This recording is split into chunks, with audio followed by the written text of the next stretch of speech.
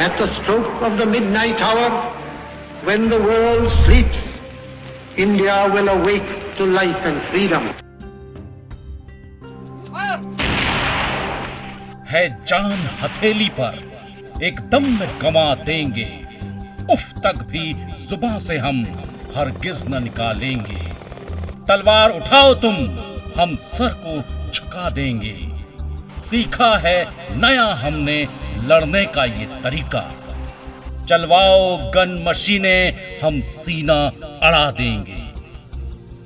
दिलवाओ हमें फांसी, ऐलान से कहते हैं, खून से ही हम शहीदों की फौज बना देंगे।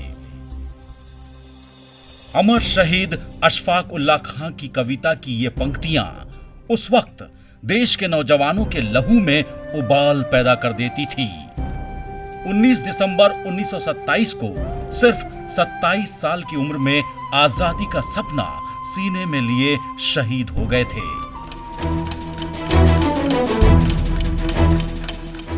इससे करीब 69 साल पहले 1858 में भी हिंदुस्तान में अंग्रेजों की जड़ें हिलाने वाले कई क्रांतिकारी हुए थे।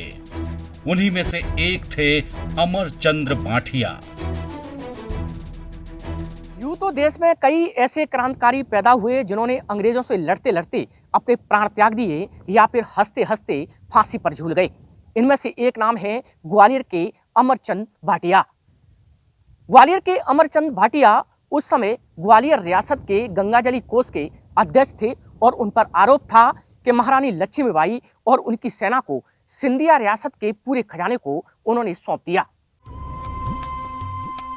सिंधिया राजवंश के खजांची अमरचंद्र बांठिया का जन्म 1793 में बीकानेर में हुआ था।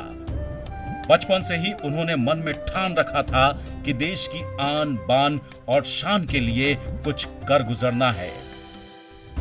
शहीद अमरचंद्र के पिता का पुश्तैनी कारोबार था, लेकिन घाटे के कारण उनके पिता को परिवार सहित ग्वालियर जाना पड़ा। ग्वालियर के तत्कालीन महाराजा ने बांठिया खानदान को शरण दी। उन्हीं की सलाह पर बांठिया परिवार ने ग्वालियर में फिर से कारोबार जमाना शुरू किया। बांठिया परिवार की मेहनत और ईमानदारी के चर्चे होने लगे। आर्थिक प्रबंधन में महारत के चलते जयाजी राव सिंधिया ने अमरचंद बांठिया को रियासत का खजांची बना दिया था। किसी भी व्यापारी के लिए राजकोष का कोषाध्यक्ष बनाया जाना बड़ी बात थी। उस समय ग्वालियर के गंगाजली खजाने की जानकारी कुछ खास लोगों तक ही सीमित रहती थी। अब उसी खजाने की जिम्मेदारी अमरचंद्र बांठिया पर थी।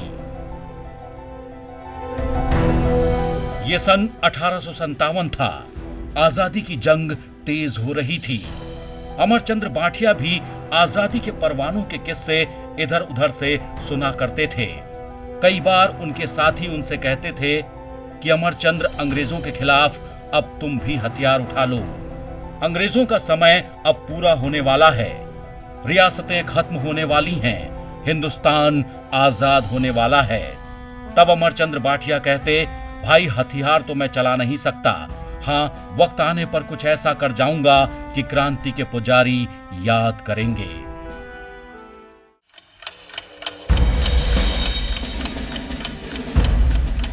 ये वो समय था जब अंग्रेजों से लोहा लेने वालों में झांसी की रानी लक्ष्मीबाई सबसे आगे थीं। फिरंगियों को हिंदुस्तान से खदेड़ने के लिए रानी अपने सिर पर कफन बांध चुकी थीं। झांसी के आसपास जहां भी अंग्रेजों के टुकड़ों पर पलने वाली रियासतें थीं, उन पर रानी हमला कर रही थी। ग्वालियर पर झांसी की रानी लक्ष्मीबाई ने कब्जा कर लिया, लेकिन संघर्ष खत्म नहीं हुआ था।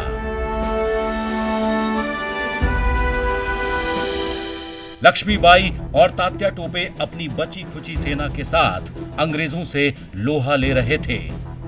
जंग में रानी का खजाना खाली हो गया था। उनकी सेना को कई महीनों से वेतन नहीं मिला था। खाने पीने का सामान भी खत्म हो रहा था। पैसों की कमी के कारण स्वाधीनता का समर दम तोड़ रहा था। वक्त आ चुका था, दस्तूर भी था।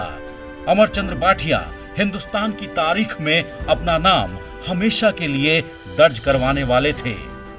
अंग्रेजों को सबक सिखाने की बालमन की इच्छा अब ज्वाला बन चुकी थी। युवा अमरचंद्र को लगा कि देश के लिए कुछ कर गुजरने का इससे अच्छा मौका शायद ऊपर वाला फिर न दे। तारीख 8 जून 1858। अमरचंद्र बाठिया अपनी जान कुर्बान करने को तैयार थे। उन्हें पता था कि वो कुछ ऐसा करने जा रहे हैं जिसका अंजाम मौत से कम कुछ नहीं होगा।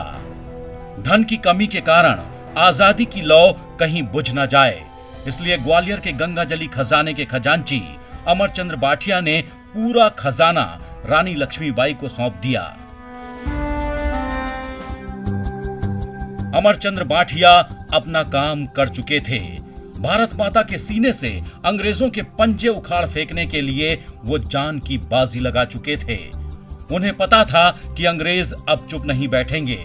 सरकारी खजाना रानी के हाथ लगने से अंग्रेज बौखला गए। जो बाठिया के लिए देशभक्ति थी, उसे अंग्रेज सरकार ने राजद्रोह माना। कुछ दिनों के बाद 18 जून को रानी लक्ष्मीबाई वीर गति को प्राप्त हो गईं। इसके 4 दिन बाद सेठ अमरचंद्र बाठिया पर राजद्रोह का मुकदमा चलाया गया। मुकदमे की नौटंकी के बाद इन्हें मौत की सजा सुनाई गई।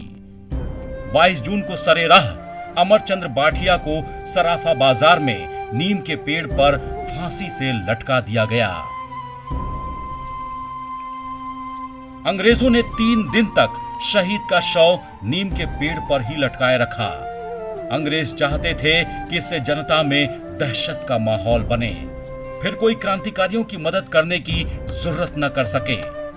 अमरचंद्र बाठिया के शहीद होने के बाद उनका परिवार ग्वालियर से उत्तर प्रदेश चला गया।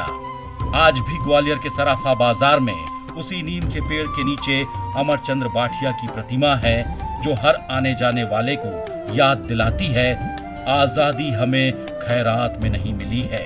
इसकी नींव में अमरचंद्र बाठिया जैसे देशभक्तों का लहू पड़ा है। ग्वालियर के सराफा बाजार की यही वो जगह है जहां अमरचंद भाटिया को फांसी दी गई थी। महारानी लक्ष्मीबाई के बलिदान के 4 दिन बाद यानी 22 जून 1858 को अंग्रेजों ने अमरचंद भाटिया को गिरफ्तार कर लिया और महज 2 मिनट में ही उन्हें राजद्रोह घोषित कर उनको नीम के पेड़ पर फांसी दी गई। आप देख सकते हैं कि यही वो जगह है जहां पर ब्रिगेडियर नेपियर ने अमरचंद भाटिया को फांसी दी और उसके बाद उनका शव 3 दिन तक पेड़ पर लटका रहा ताकि लोगों में दहशत का माहौल पैदा किया जा सके।